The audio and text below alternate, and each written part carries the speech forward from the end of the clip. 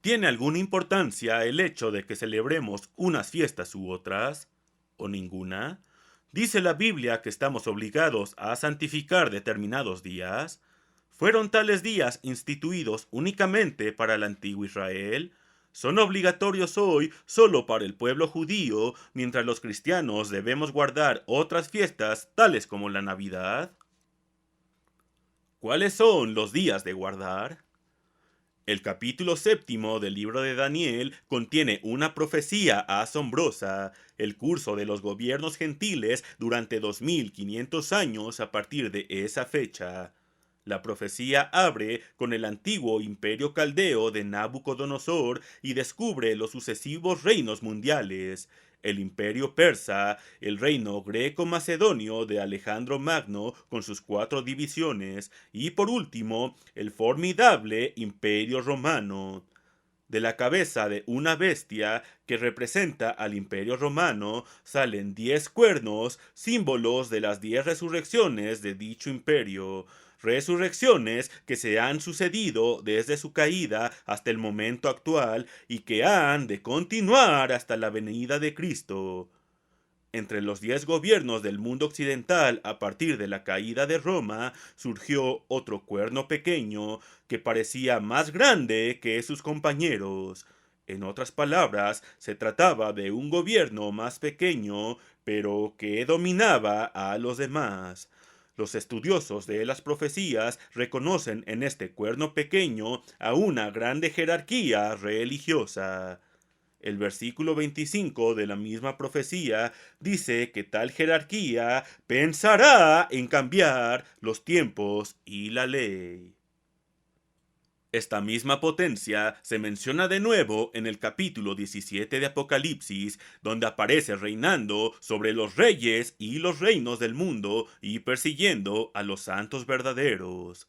Esta potencia ha cambiado los tiempos de todas las formas posibles. Dios comienza los días al ocaso, pero el cuerno pequeño ha hecho que para todo el mundo los días comiencen a la medianoche, de acuerdo con un reloj hecho por los hombres. Dios comienza la semana cuando toca a su fin el verdadero día de reposo, el séptimo día de la semana, pero el mundo inicia su semana laboral a la medianoche, el segundo día de la semana. Dios comienza el mes con la luna nueva, pero el cuerno pequeño ha llevado al mundo a comenzar los meses de acuerdo con un tosco calendario de origen pagano. Dios comienza el año al principio de la primavera en Jerusalén, cuando toda la naturaleza renace con vida nueva. Pero la antigua Roma de los paganos obligó al mundo a comenzar el año en pleno invierno. Dios concedió a sus hijos un verdadero día de reposo para que mantuvieran siempre vivo el conocimiento y el culto al Dios verdadero, una conmemoración de la creación divina, el séptimo día de la semana. Sin embargo, por obra del cuerno pequeño, un mundo se aferra al día en que los paganos solían adorar al sol, el primer día de la semana, el domingo. El mundo se ha dejado imponer las fiestas paganas de la antigua Roma. Entre ellas se cuentan varias fiestas anuales: la Navidad, el Año Nuevo, la Semana Santa y otras muchas que han sido aprovechadas para estimular la venta de mercancías en todos los comercios. Todo buscador sincero de la verdad llegará a entender que estos días son de origen y de significado paganos y sabrá que él, como cristiano, no puede participar en su celebración. Podría afirmarse, entonces, que el verdadero cristiano de hoy no tiene que guardar ninguna fiesta anual. Es que Dios jamás dio a su pueblo días santos anuales, además del día de reposo semanal. Abramos la Biblia con mente abierta y sincera e investiguemos con honda devoción. Se nos dice que estudiemos, no que discutamos ni que refutamos, sino que ganemos la aprobación de Dios, que nos enteremos de su voluntad.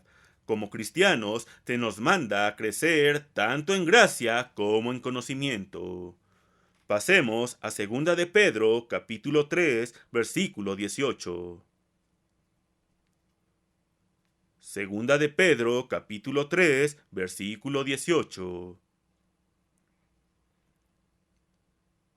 Antes bien, creced en la gracia y el conocimiento de nuestro Señor y Salvador Jesucristo.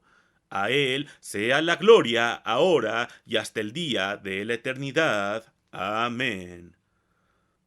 Todas las escrituras nos han llegado por inspiración divina y sirven para corregir y reprender cuando quiera que, por suposiciones, enseñanzas erradas o prejuicios, hayamos caído en el error.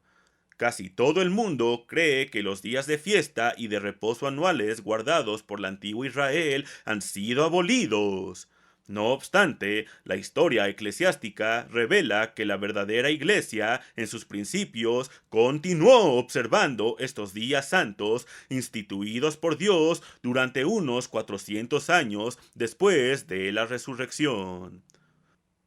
De la manera que aquellos que tienen por costumbre guardar el domingo suelen adoptar de antemano una actitud de prejuicio hacia todo argumento que tienda a demostrar la validez de la observancia del sábado semanal, considerando esos argumentos como herejías, y si los examinan es sólo con el ánimo de refutarlos. Asimismo, será simplemente humano y natural, si no estamos prevenidos, recibir con espíritu de prejuicio toda presentación de estos días de reposo anuales. Sin embargo, no olvidemos que al que responde palabras antes de oír, le es fatuidad y oprobio, como dice Proverbios capítulo 18, versículo 13.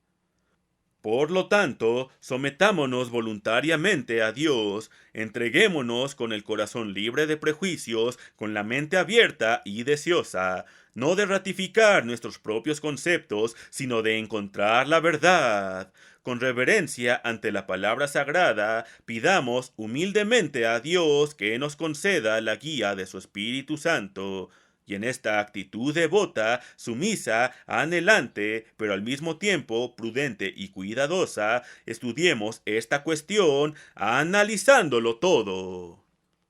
Debemos advertir que en la mente de los escuchas surgirán algunas objeciones, pero todas ellas serán tratadas y explicadas más adelante. Ahora bien, si los escuchas no están prevenidos, cada punto que vamos a presentar será aparentemente desvirtuado por esas objeciones, y cuando éstas encuentren explicación más adelante, ya los puntos mencionados no tendrán presentes. Así, será necesario reescuchar toda la exposición desde el principio. Las objeciones serán probablemente las mismas que suelen esgrimirse cuando se intenta echar por tierra la verdad acerca del sábado semanal, porque el sábado semanal y los sábados anuales se mantienen o se caen juntos. Los argumentos empleados para combatir al primero son los mismos empleados para combatir a los segundos, y si fueran correctos y pudieran sostenerse, entonces sería abolido el sábado semanal. Argumentos tales como los sábados anuales son parte de la ley mosaica, o se ofrecían sacrificios en los sábados anuales, o Colosenses 2:16 anula los días de reposo anuales.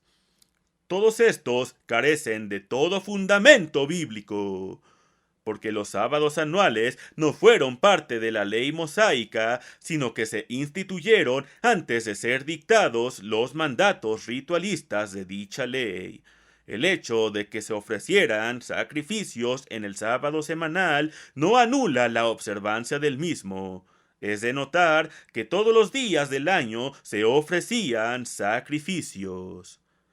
Comprobémoslo en Números capítulo 28, versículo 3. Números capítulo 28, versículo 3. Y les dirás: esta es la ofrenda encendida que ofreceréis al Eterno: 2 corderos sin tacha de 1 año, cada día será el holocausto continuo. Así, Colosenses 2:16 se refiere no solo a los sábados anuales, sino a los días anuales, a la luna nueva mensual y también al sábado semanal. Cuando quiera que la Biblia utilice la expresión días de reposo con la luna nueva y días santos, está haciendo referencia a los sábados semanales, a los días de luna nueva y a los días santos o días de fiesta anuales. En Colosenses 2:16, días de reposo quiere decir el día de reposo semanal. Ponga en sus notas Primera de Crónicas, capítulo 23, versículo 31, y compare esta escritura con Segunda de Crónicas, capítulo 2, versículo 4. También con Segunda de Crónicas, capítulo 31, versículo 3. Con Esdras, capítulo 3, versículo 5. De igual forma, con Nehemías, capítulo 10, versículo 33, y con Ezequiel, capítulo 46, versículo 3.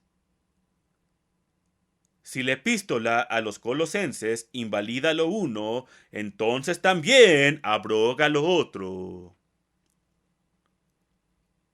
¿Desde cuándo existe la iglesia verdadera?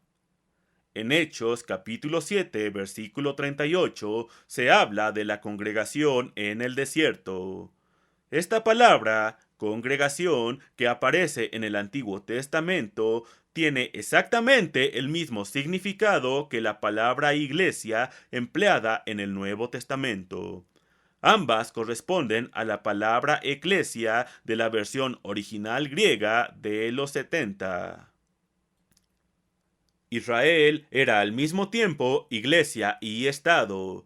Como reino, fue gobernado durante años por un sistema de jueces que tenían jurisdicción sobre 50, 100, 1000 o más individuos, y más tarde fue instituido un rey. Sin embargo, como congregación o iglesia, Israel siempre estuvo organizado con un dirigente: Moisés, Josué, etc., y los sacerdotes de la tribu de Leví.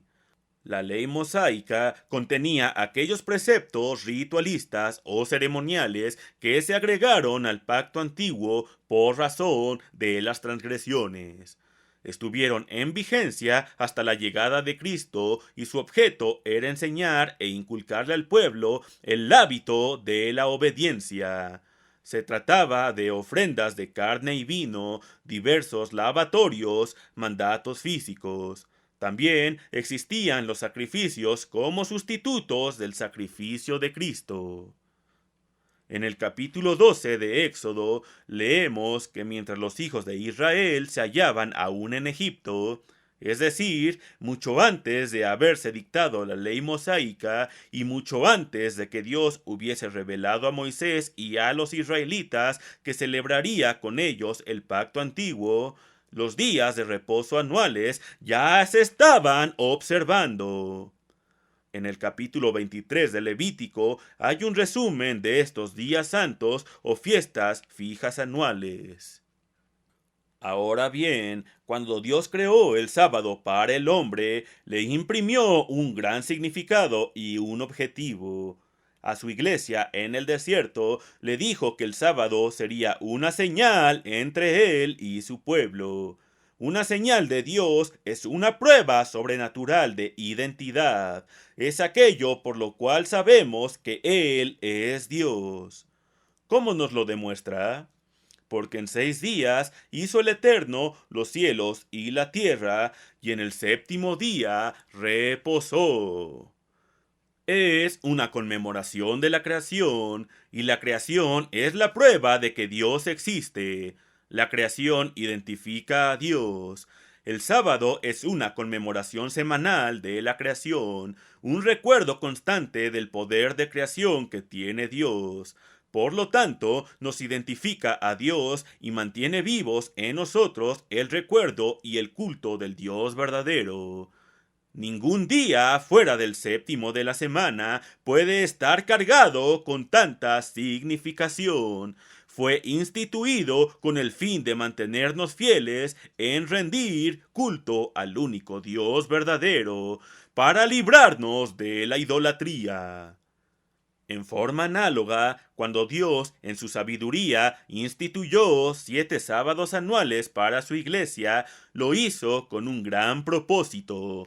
Estos días también fueron dados para que los hijos de Dios mantuvieran vivos el recuerdo y el culto de Dios al tener siempre presente el grandioso plan divino para la redención de la humanidad, porque estas fiestas anuales representan las diversas épocas en el plan de la creación espiritual, señalan los designios divinos y exponen su significado.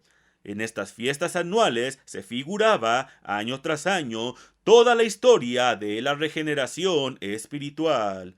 Por ello, el simbolismo y el significado de estas fiestas revisten una importancia vital. Toda nación que ha profanado el sábado semanal de Dios ha perdido el conocimiento del verdadero Dios y ha caído en la idolatría.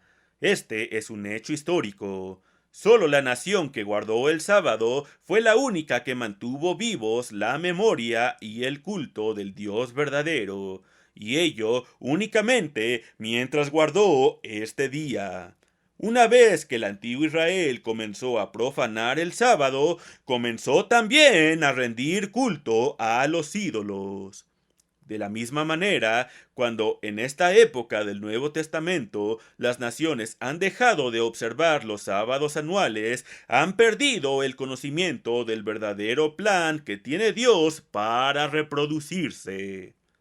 Las iglesias cristianas no comprenden ni enseñan lo que es el pecado, no enseñan que debemos apartarlo de nosotros, no saben lo que es el hombre, ignoran el propósito de la vida, lo que significa nacer de nuevo y lo que es la presencia interior del Espíritu Santo.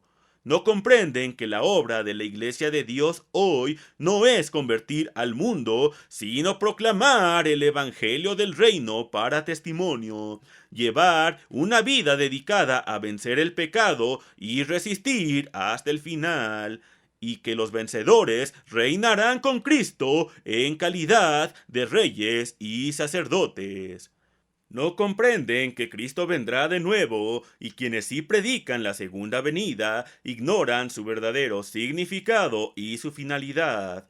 No tienen conocimiento ni concepto alguno de la buena nueva del venidero reino de Dios, la única buena nueva o evangelio bíblico del Nuevo Testamento. Por no entender estos pasos esenciales en el verdadero plan de redención, las iglesias llamadas cristianas enseñan que la ley ha sido abolida. Enseñan la doctrina pagana de la inmortalidad del alma, que a la muerte de la persona, ésta va inmediatamente al cielo o al infierno, que la muerte es sólo vida.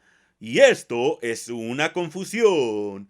Dios ordenó que sus fiestas, o días santos, o sábados anuales, se guardasen año tras año, para siempre. Le pedimos al escucha que mantenga la mente abierta, pues demostraremos que esta obligación está vigente hoy. Por este medio, Dios se propone imprimir en la mente de sus hijos y por todos los tiempos las verdades representadas por estas fiestas anuales, y así mantener a su iglesia siempre enterada y advertida acerca de su plan. La mayoría de las iglesias enseñan que Cristo llevó a término el plan de redención al ser crucificado. Pero la muerte de Cristo fue solo el primer paso en el extraordinario plan de Dios para la regeneración del hombre. Encontramos la eficacia de este gran sacrificio por primera vez en el Edén, cuando Dios mató un cordero para cubrir con pieles la desnudez, símbolo del pecado de Adán y Eva. Encontramos su validez cuando Abel sacrificó una oveja en sustituto. Así, la Pascua es el primero de estos acontecimientos que, año tras año, representan para los hijos de Dios su grandioso plan. Comprendámoslo. Egipto es símbolo o tipo del pecado, así como el pueblo de Dios se encuentra hoy en Babilonia y será librado cuando Dios haya derramado sobre ella sus plagas, así también estuvo en Egipto y fue liberado cuando se derramaron las plagas. Y así como quienes se consideran hoy cristianos han sido engañados y han perdido el cómputo del calendario divino, el conocimiento de los días santos de Dios y el verdadero culto a Dios, así ocurrió con los hijos de Israel en Egipto. Llevaban más de 2 siglos de penosa esclavitud en Egipto, donde desempeñaban trabajos forzados bajo crueles capataces. Carecían de Biblia, no existía la palabra escrita de Dios, no les era permitido adorar al Creador tal como Él había ordenado. Debían laborar 7 días a la semana, habían perdido de vista aún el verdadero sábado, y por eso Dios se lo reveló en el desierto de Sin, como puede verse en Éxodo 16. En aquella época, en Egipto, también se había cambiado la fecha en que debía comenzar el año. Por lo tanto, cuando Dios sacó a su pueblo de Egipto, el pecado les enseñó cuál era el calendario correcto, y así como la muerte de Cristo dio comienzo a nuestra salvación, Dios dijo, este mes, en la primavera, os será el principio de los meses. Éxodo capítulo 12, versículo 2. Hay quienes, guardando la Pascua, observan el comienzo de las fiestas divinas de la salvación, pero no siguen adelante para ahondar en la profundidad de las riquezas de la gracia de Dios que representan las fiestas subsiguientes. Cristo no solo es el autor o iniciador de nuestra salvación, sino también el consumador. En el día 10º de este primer mes, a los israelitas se les ordenó tomar un cordero sin defecto y guardarlo hasta, no después de, el día 14 de este mismo mes, y al atardecer del día 14, entre las 2 tardes, es decir, entre el ocaso y la oscuridad, fue inmolado el cordero de la Pascua. Esto tuvo lugar el día 14 y no después.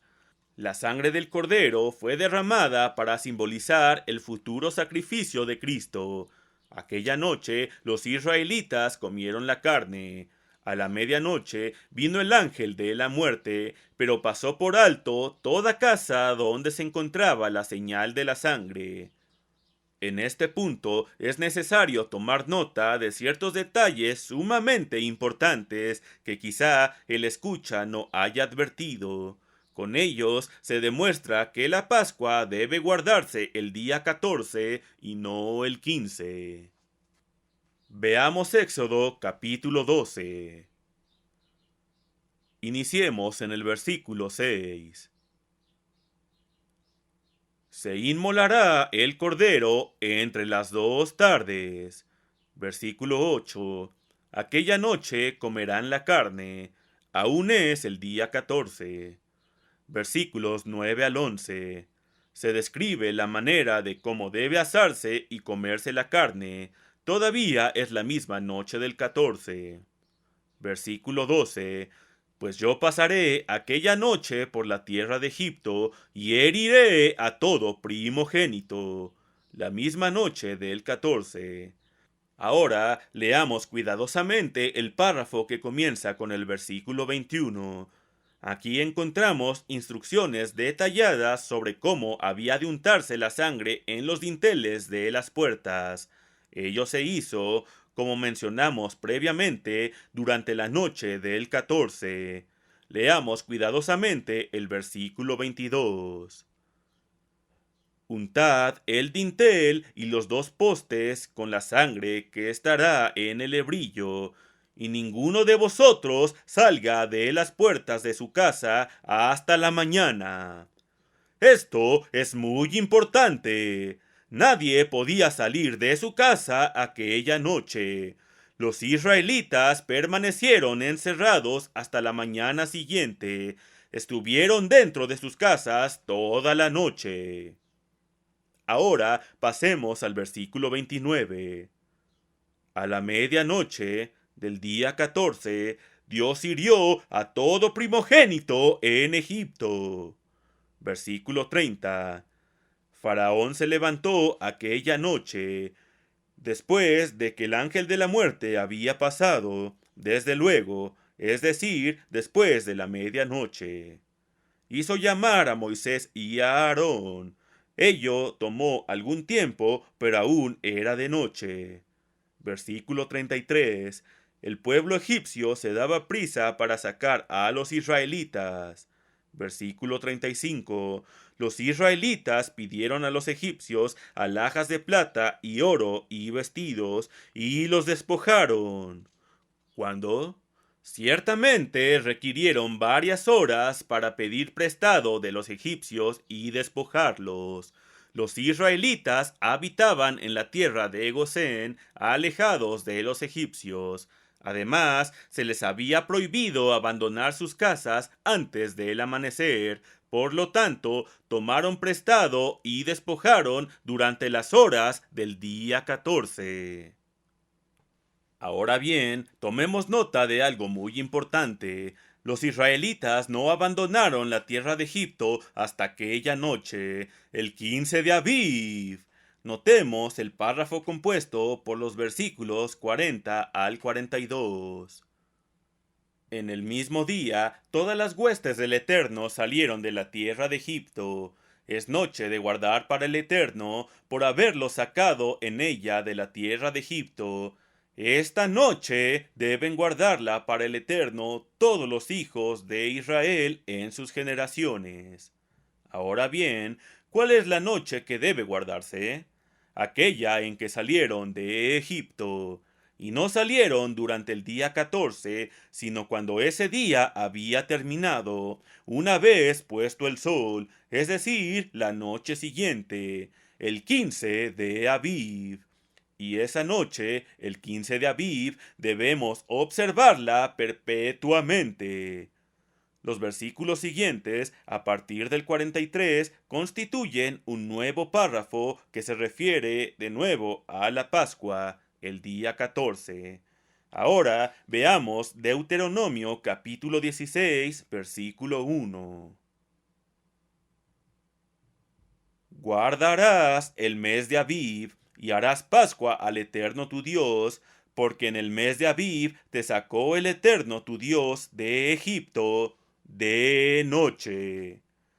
Aquí vemos claramente que los israelitas no salieron de Egipto hasta entrada la noche, y aquella noche no fue la del 14, sino la del 15.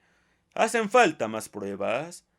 Veamos ahora Números capítulo 33, versículo 3. De Ramesés salieron en el mes primero, a los 15 días del mes primero, el segundo día de la Pascua, salieron los hijos de Israel con mano poderosa a vista de todos los egipcios.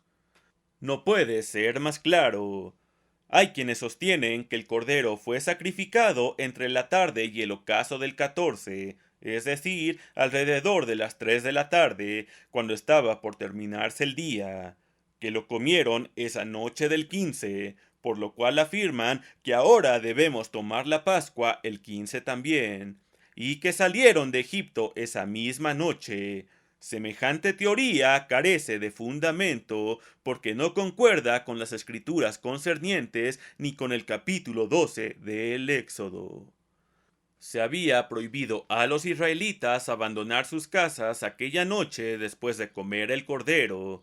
Permanecieron encerrados en la tierra de Goser hasta el amanecer. Entonces fueron a donde sus vecinos egipcios, tomaron prestado de ellos y los despojaron. Había millones de israelitas. Se requirió considerable cantidad de tiempo para notificar a todos y cumplir lo ordenado. No podían haber hecho todo esto después de la medianoche, cuando Faraón se levantó, y tener tiempo aún de abandonar Egipto esa misma noche. Los israelitas permanecieron en sus casas en Gosén toda la noche, según leemos en Éxodo capítulo 12, versículo 10. Lo que quedara del cordero asado hasta la mañana siguiente había de quemarse en el fuego. Ello demuestra que permanecieron en sus hogares hasta el amanecer. No abandonaron Egipto hasta que terminó aquel día, hasta después de caer el sol otra vez durante la noche del día 15. Ahora, para conectar otro punto esencial, pasemos a Números capítulo 28, versículos 16 al 17.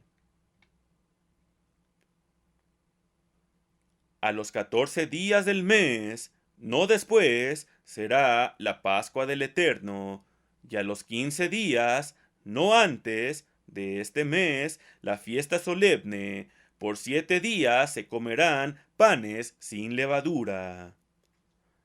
Levítico capítulo 23, versículos del 5 al 6, dice otro tanto. Pasemos a Levítico capítulo 23, versículos del 5 al 6. En el mes primero, a los 14 del mes, entre las 2 tardes, Pascua es del Eterno. Y a los 15 días de este mes es la fiesta solemne de los panes sin levadura al Eterno. 7 días comeréis panes sin levadura. Notemos que la Pascua no es el 15, sino el 14. A los 14 días del mes no quiere decir una vez que haya terminado el 14. Note también que la fiesta mencionada aquí no es el 14, si bien en otras partes se habla de la Pascua como una fiesta, sino que el día de fiesta solemne es el 15. El periodo de 7 días comienza el 15. El 15 es el primero de los 7 días de los panes sin levadura. Ahora bien, puesto que toda la levadura había de sacarse de las casas durante el día 14, este llegó a incluirse entre los días de panes sin levadura ya en épocas del Nuevo Testamento. Pero cuando este es el caso, entonces la expresión días de los panes sin levadura abarca 8 días. En el Nuevo Testamento, este periodo de 8 días se llama a veces la Pascua. No obstante, el periodo de 7 días comienza el 15, una vez terminada la Pascua. El día 14 es la Pascua, la primera solemnidad con que se inician las fiestas de Dios, pero aquí no se está hablando de la fiesta de la Pascua. Dice que el 15 es la fiesta. Es preciso que distingamos claramente. El 15 es la fiesta y el 14 es la Pascua. Este día de fiesta solemne comienza cuando finaliza el día de la Pascua. Ahora, teniendo este concepto muy en claro, volvamos a Éxodo 12 y leamos a partir del versículo 14. Y este día os será en memoria, y lo celebraréis como fiesta solemne para el Eterno durante vuestras generaciones. Por estatuto perpetuo lo celebraréis. 7 días comeréis panes sin levadura. El primer día habrá santa convocación. ¿Cuál es el día que se establece como conmemoración? No una sombra, sino una conmemoración, una fiesta que debía guardarse a perpetuidad. Es el día de la fiesta. Lo celebraréis como fiesta. Es el 15 de Aviv, no el 14, no la Pascua. Este día es la fiesta solemne, la conmemoración que ha de guardarse como sábado o santa convocación para siempre.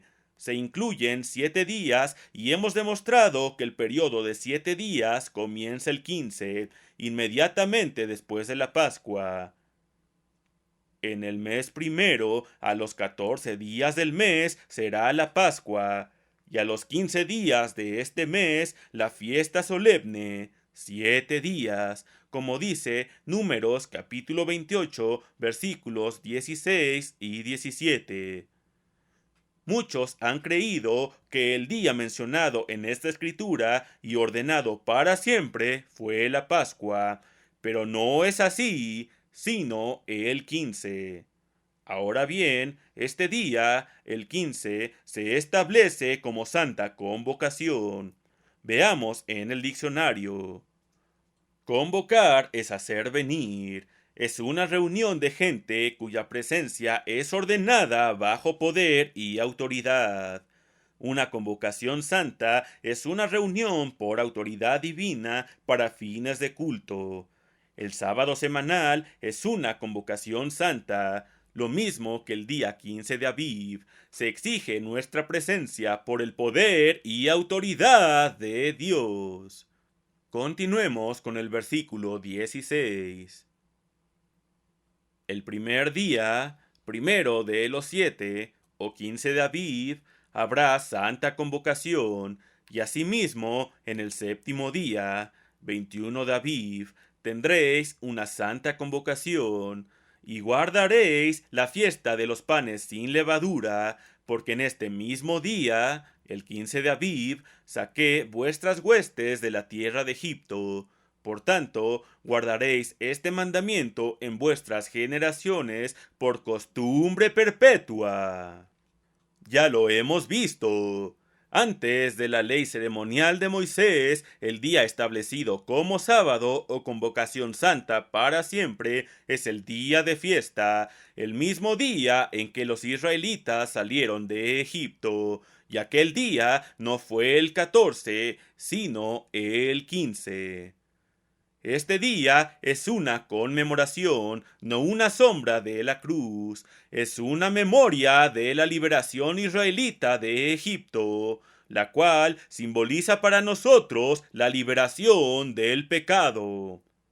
Para que tengamos siempre presente el grandioso hecho de que, habiendo sido perdonados nuestros pecados por la sangre de Cristo, hecho que se representa el día 14, no debemos detenernos allí y permanecer en pecado, sino que debemos huir del pecado. ¿Con qué objeto habíamos de guardar el día 14, que simboliza la remisión de los pecados pasados, si luego rechazamos la fiesta de los panes sin levadura, que representa nuestra separación del pecado, los 7 días de los panes ácimos, que denotan la completa ausencia del pecado, o en otras palabras, la observancia de los mandamientos? Notemos que el periodo abarcado por los días de los panes sin levadura incluye 2 sábados solemnes. La observancia de este periodo fue establecida a perpetuidad cuando los israelitas se hallaban aún en Egipto y antes de que se dictara o escribiese una sola palabra de la ley ceremonial de Moisés, antes de que Dios hubiese propuesto siquiera el antiguo pacto. Ni la ley mosaica ni el antiguo pacto pueden abolir lo que no instituyeron. El versículo 17 dice muy claramente: guardaréis la fiesta de los panes sin levadura, por costumbre perpetua. Esto incluye todo el periodo. Lo anterior basta para demostrar que los días santos y los 7 días de los panes sin levadura son obligatorios hoy y para siempre. Ahora bien, si estos textos se refieren al día 15 y no al 14, como se ha demostrado aquí sin lugar a dudas, entonces, ¿es o no la Pascua una ordenanza perpetua? Desde luego que sí, pero los textos citados previamente no se refieren a la Pascua, sino a la fiesta. El párrafo que comienza en Éxodo capítulo 12, versículo 21, se refiere nuevamente a la Pascua, y el versículo 24 la establece para siempre. Enterémonos ahora del profundo significado que todo esto encierra. ¿Por qué ordenó Dios estos días de fiesta? ¿Cuál fue su gran propósito? Leamos Éxodo capítulo 13, versículo 3. Y Moisés dijo al pueblo: Tened memoria de este día en el cual habéis salido de Egipto. Este fue el 15 de Abib. Versículo 6. 7 días comerás pan sin leudar, y el séptimo día será fiesta para el Eterno.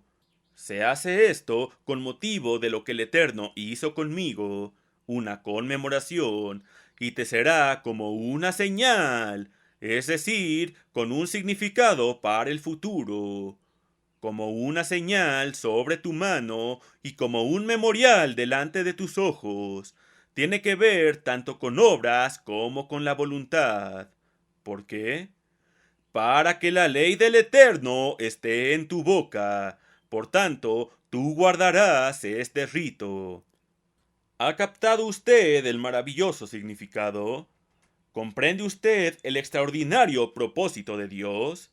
La Pascua representa solamente la muerte de Cristo para remisión de los pecados pasados. Pasemos a Romanos capítulo 3, versículo 25. Romanos capítulo 3, versículo 25.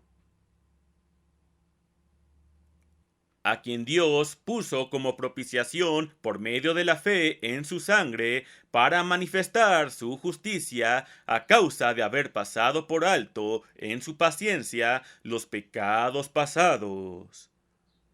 El aceptar su sangre no perdona los pecados que cometamos en el futuro, no nos da licencia para continuar en el pecado. Por lo tanto, al aceptarla, se nos perdonan nuestros pecados solo hasta ese momento, los pecados del pasado. Pero nos detendremos allí, habiendo logrado únicamente el perdón de nuestros pecados pasados. Todavía somos carne y hueso, todavía seremos asediados por la tentación. El pecado nos ha tendido en sus garras, hemos sido sus esclavos y somos impotentes para librarnos de él. Hemos estado sujetos al pecado. Comprendamos todo lo que ello significa. ¿Hasta qué punto abandonaremos el pecado? No parcialmente, sino por completo. Y así como la levadura es también símbolo del pecado, como lo revela Primera de Corintios capítulo 5 versículo 8, la levadura se hincha y también el pecado. Y así como 7 es el número divino que simboliza lo completo o cabal, debemos seguir la Pascua con 7 días de panes sin levadura. La Pascua sola no nos da el simbolismo ni el significado completos. La Pascua representa aceptación de la sangre de Cristo para la remisión de los pecados pasados, representa al Cristo crucificado y muerto. ¿Dejaremos a Cristo simbólicamente pendiendo de la cruz? Los 7 días de panes sin levadura, enseguida de la Pascua, representan el apartarse totalmente del pecado, la observancia de los mandamientos una vez perdonados los pecados del pasado. Representan la vida y la obra del Cristo resucitado, quien ascendió al trono de Dios, donde se encuentra ahora obrando activamente por nosotros como nuestro sumo sacerdote, que nos limpia del pecado y nos libra totalmente de su poder. Guardar solo la Pascua y no los 7 días de panes sin levadura significa simbólicamente aceptar la sangre de Cristo y continuar en el pecado. Significa afirmar erróneamente que la ley ha sido abolida, que estamos únicamente bajo gracia, una gracia que nos da licencia para continuar pecando. Los 7 días de la fiesta de los panes sin levadura representan el cumplimiento de los mandamientos, o en otras palabras, la expulsión del pecado. La verdadera Iglesia de Dios ha de tener estas fiestas, la primera de las cuales es un conmemorativo que simboliza nuestro rescate del pecado en su mano derecha y en su frente, como señal de Dios, a fin de que guarde sus mandamientos. Y puesto que la frente es la sede del intelecto y simboliza aceptación, mientras que la mano derecha simboliza el trabajo, tenemos esta señal de Dios al aceptar la verdad respecto a los días santos y los días de los panes sin levadura, y al no trabajar en estos días santos. El sábado semanal no es la única señal de Dios. Los sábados anuales lo son también. Pasemos a Éxodo capítulo 31, versículos del 12 al 17. Éxodo capítulo 31, versículos 12 al 17. Habló además el Eterno a Moisés, diciendo: Tú hablarás a los hijos de Israel, diciendo: En verdad guardaréis mis sábados, porque es señal entre mí y vosotros por vuestras generaciones, para que sepáis que yo soy el Eterno que os santifico. Así que guardaréis el día de sábado, porque santo es a vosotros. El que lo profane, de cierto morirá, porque cualquiera que hiciere obra alguna en él, aquella persona será cortada de en medio de su pueblo. 6 días se trabajará, mas el séptimo día es día de sábado consagrado al Eterno. Cualquiera que trabaje en el día de sábado, ciertamente morirá. Guardarán, pues, el día de sábado los hijos de Israel, celebrándolo por sus generaciones, por pacto perpetuo. Señal es para siempre entre mí y los hijos de Israel, porque en 6 días hizo el Eterno los cielos y la tierra, y en el séptimo día cesó y reposó.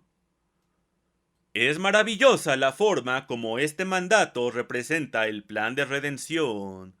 Recuerdo que cierto año, durante el último de estos sábados, el 21 de Aviv, cierta ama de casa comentó que había encontrado media tajada de pan leudado detrás de algunas cosas en su hogar durante los días de panes sin levadura. Sobra decir que lo sacó de la casa inmediatamente. Otra me relató que había encontrado media lata de polvos de hornear cuya existencia ignoraba. Otra descubrió una tajada de pan y un poco de levadura. Las tres se habían deshecho de tales cosas inmediatamente. Cuán fielmente vi reflejada aquí la vida real. ¿Cuántas veces ocurre que, creyéndonos apartados del pecado, descubrimos pecados o hábitos ocultos que no creíamos tener o que considerábamos ya superados? Tenemos que expulsarlos y sobreponernos a ellos en cuanto los descubramos. Pero ahondemos más en el análisis de esta extraordinaria representación. Los hijos de Israel salieron de Egipto durante la noche del 15 de Aviv. De la misma manera, nosotros debemos, por voluntad propia, salir del pecado en cuanto hayamos aceptado la sangre de Cristo. Así como ellos comenzaron por sus propios medios, nosotros debemos comenzar también. Sin embargo, no se habían alejado mucho cuando Faraón los persiguió. Pasemos a Éxodo capítulo 14, versículos del 5 al 7. Y fue dado aviso al rey de Egipto que el pueblo huía, y el corazón de Faraón y de sus siervos se volvió contra el pueblo, y dijeron: ¿Cómo hemos hecho esto de haber dejado ir a Israel para que no nos sirva? Y unció su carro, y tomó consigo su pueblo, y tomó 600 carros escogidos, y todos los carros de Egipto, y los capitanes sobre ellos. Si Egipto es muestra del pecado, entonces Faraón debe representar a Satanás, las huestes de Egipto a los demonios de Satanás. Mientras los hijos de Israel permanecieron en Egipto, fueron esclavos de Faraón, impotentes y sometidos a sus capataces, lo mismo que el pecado se halla bajo el poder del diablo. Pero una vez que aceptaron la sangre del cordero, entonces Dios actuó y en consecuencia Faraón se vio obligado a soltar a Israel. Cuando nosotros aceptamos la sangre de Cristo, Dios actúa y el diablo tiene que soltarnos. Así como los israelitas salieron con mano poderosa, como lo revela Números capítulo 33, versículo 3, con gran júbilo y exultación por haber sacudido el yugo, también el individuo engendrado de nuevo como cristiano comienza su vida de cristiano transportado en nubes de felicidad y regocijo.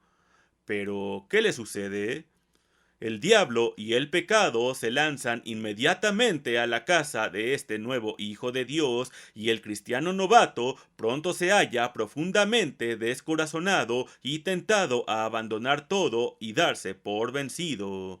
Veamos, a partir del versículo 10 de Éxodo 14, lo que ocurrió a los israelitas.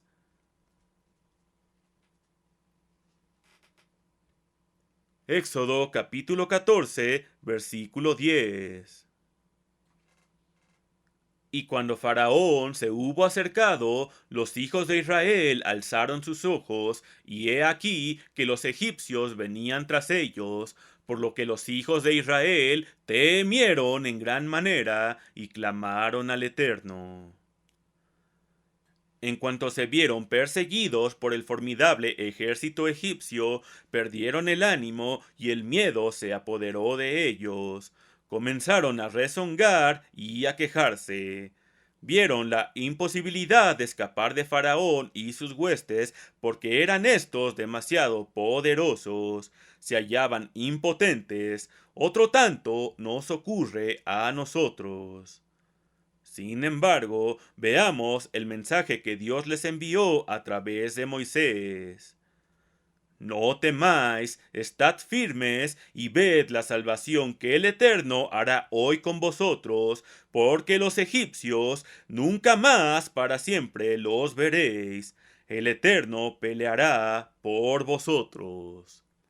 ¡Qué maravilloso! Hallándonos desfallecidos e indefensos, se nos manda estar firmes y ver la salvación del Señor. Él peleará por nosotros.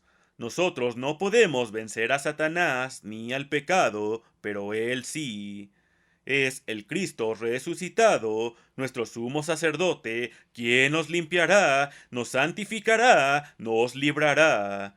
Él que prometió no abandonarnos jamás. Nosotros con nuestra propia fuerza somos incapaces de guardar los mandamientos, pero Cristo dentro de nosotros sí los guarda. Debemos confiar en Él.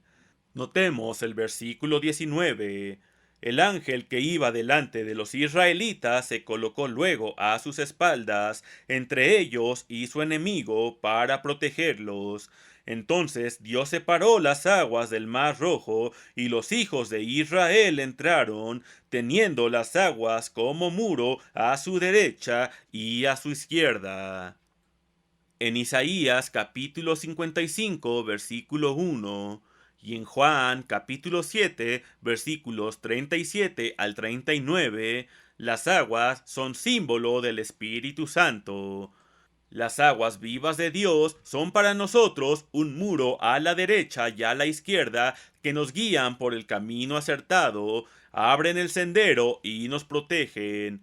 Pero cuando Faraón y su ejército intentaron seguir detrás de Israel y penetraron en esta vía creada por la mano divina, las mismas aguas los cubrieron, tal como el Espíritu Santo elimina y cubre nuestros pecados, y los israelitas no los volvieron a ver. ¡Qué escena tan extraordinaria! Hemos visto, pues, cómo la fiesta de los panes sin levadura, lo mismo que la Pascua, se ordenó e instituyó para siempre desde antes del antiguo pacto. Seamos invariables al respecto. Se nos dice que éstas aparecen en la ley de Moisés. Nosotros respondemos que existieron desde antes de la ley de Moisés, que perduraron en el Nuevo Testamento y que por lo tanto son obligatorias hoy. Notemos especialmente que al principio no se ofrecían sacrificios, no había ningún mandato respecto a carne ni libaciones en aquellos días. Veamos Jeremías capítulo 7 versículos 22 al 23. Jeremías capítulo 7 versículos 22 al 23. Porque no hablé yo con vuestros padres, ni nada les mandé acerca de holocaustos y de víctimas el día que los saqué de la tierra de Egipto. Mas esto les mandé, diciendo: escuchad mi voz, y seré a vosotros por Dios, y vosotros me seréis por pueblo, y andad en todo camino que os mande, para que os vaya bien. Estos festivales no se establecieron con el fin de que se ofrecieran sacrificios, como suponen algunos erróneamente. Estos días santos son conmemoraciones y con esta palabra se denominan muy claramente en dos ocasiones. ¿En qué escritura se dice claramente que el sábado es una conmemoración? Pasemos a Levítico capítulo 23, versículo 24. Levítico capítulo 23, versículo 24.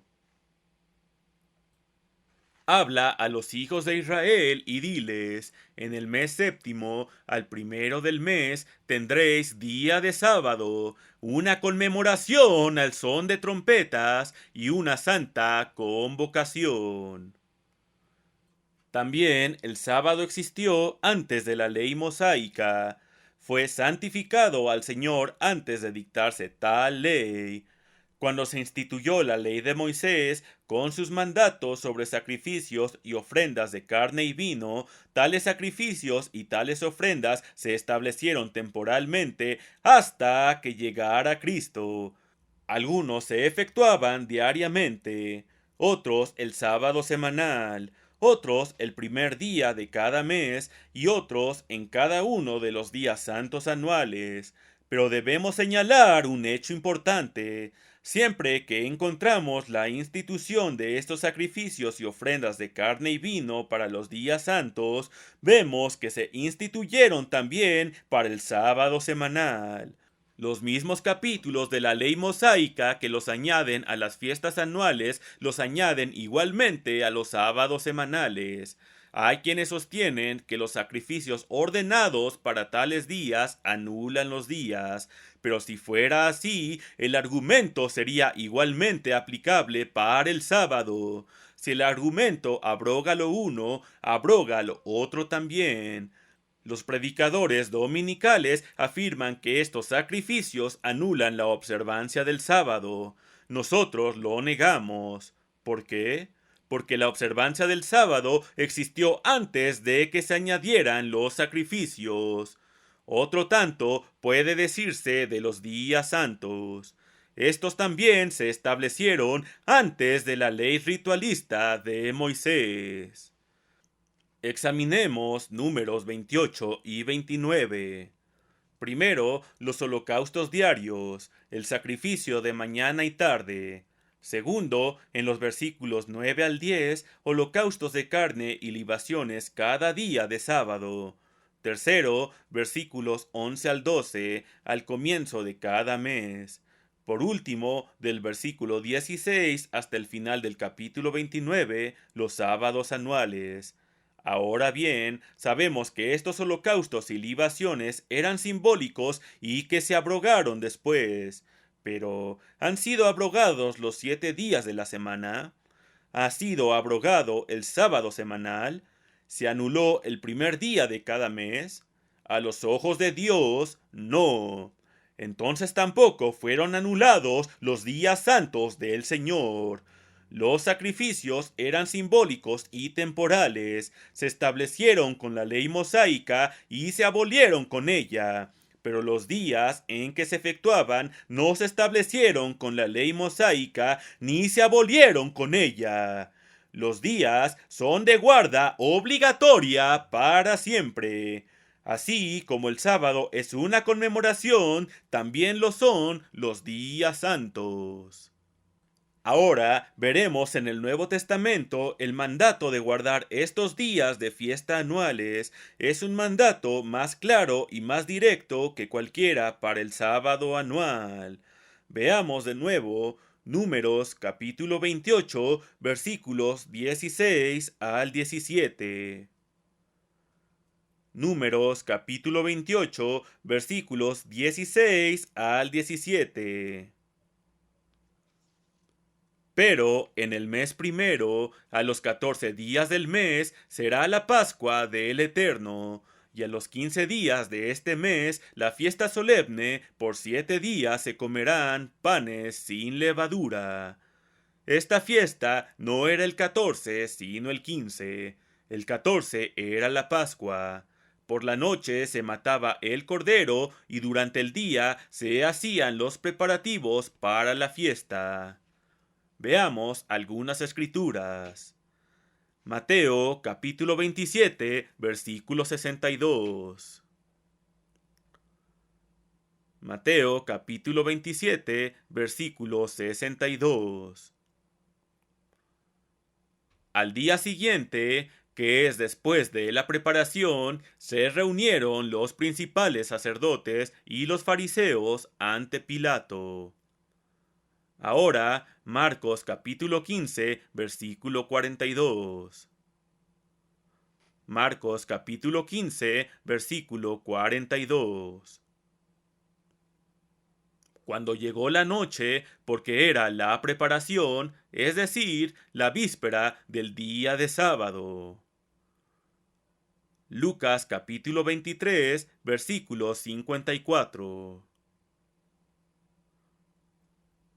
Lucas 23, versículos 54. Era el día de la preparación y estaba para comenzar el día de sábado. Juan 19, versículo 14. Juan 19, versículo 14.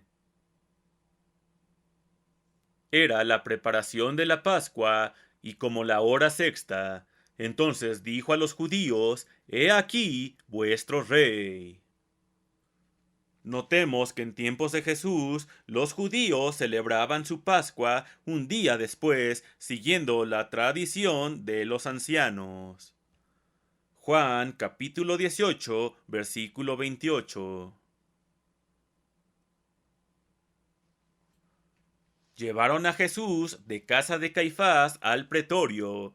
Era de mañana y ellos no entraron en el pretorio para no contaminarse y así poder comer la Pascua. Es importante que este punto quede muy claramente establecido, porque si es cierto, y realmente lo es, entonces todos estos días son obligatorios aún, no solo por la antigüedad del Antiguo Testamento, sino también por el Nuevo. Veamos Mateo capítulo 26, versículo 5. Los principales sacerdotes y los escribas, conspirando para matar a Jesús, dijeron: No durante la fiesta, para que no se haga alboroto en el pueblo. Se dieron prisa para tomarlo y matarlo el día antes de la fiesta, es decir, el 14 de Aviv o de Nisán. En Marcos capítulo 14, versículo 2 se narra lo mismo. Ahora bien, para establecer que la fiesta era el día después de la festividad de la Pascua y que se trataba del día de reposo solemne, el día después de que Cristo fue crucificado, leamos Juan 13, versículo 29. Porque algunos pensaban, puesto que Judas tenía la bolsa, que Jesús le decía: compra lo que necesitamos para la fiesta. Ello demuestra sin lugar a dudas que la fiesta era el día siguiente, el 15 de Aviv o Nisán, tal como lo afirman positivamente todas estas escrituras. Ahora analicemos cuidadosamente Primera de Corintios capítulo 5 versículos del 7 al 8. Muchas iglesias han aplicado esto a la Pascua. Sin embargo, no se refiere a la Pascua ni dice que se trate de ella. Estudiemos la Escritura con voluntad y devoción a fin de averiguar exactamente qué dice. Porque nuestra Pascua, que es Cristo, ya fue sacrificada para nosotros. Así que celebremos la fiesta. Tómese nota. Puesto que Cristo, nuestra Pascua, ha sido sacrificado, entonces nosotros, los del designio del Nuevo Testamento, debemos guardar no la Pascua aquí, que fue el 14, sino la fiesta, que era el 15, el día de sábado solemne de Juan 19, versículo 31, un día santo anual. Y en un sentido más amplio, la fiesta incluía todos los 7 días de panes sin levadura, entre ellos el segundo día santo o día de sábado, el 21 de Aviv o Nisán. No podemos negarlo si realmente aceptamos a Dios y su palabra. Está allí expuesto en lenguaje muy claro en el Nuevo Testamento. Cristo fue crucificado. Ya no es necesario inmolar el cordero como símbolo, pero sí hemos de celebrar la fiesta. El 14 fue la Pascua, pero el día 15 de ese mes es la fiesta. No apliquemos estas palabras a la Pascua, ya que dice la fiesta. En el Nuevo Testamento consta fielmente que la Iglesia de hecho celebraba estas fiestas. En Hechos capítulo 20, versículo 6, dice: Y nosotros, pasados los días de panes sin levadura, navegamos de Filipos. Es claro que Pablo y sus compañeros habían observado los días de los panes sin levadura en Filipos, pues de lo contrario, el Espíritu Santo jamás habría inspirado semejantes palabras. Leamos también Hechos capítulo 12, versículos del 3 al 4. Eran entonces los días de panes sin levadura. ¿Por qué se habrían de mencionar aquellos días si a los ojos de Dios hubiesen dejado de existir? Notemos que esto no lo expresó un ignorante en la materia. Es Dios Todopoderoso quien habla a través de la inspiración del Espíritu Santo. Esto fue años después de la crucifixión. Los días de los panes sin levadura aún existían. De no ser así, el Espíritu Santo no podría haber inspirado. Eran entonces los días de los panes sin levadura.